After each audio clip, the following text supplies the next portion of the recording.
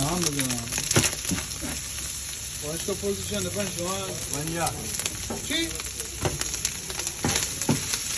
باشگاه پوزیشن ده دقیقه درست وایشگاه خوردن من شما رو بگم اول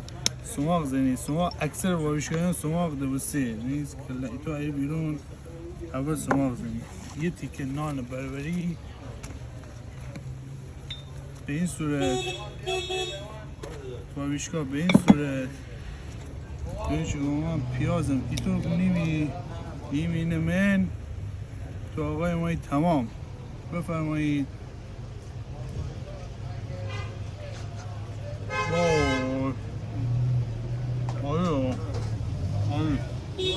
بعد اینکه وایشگاه بخوردید ریز ویرسیدید آرام شیدید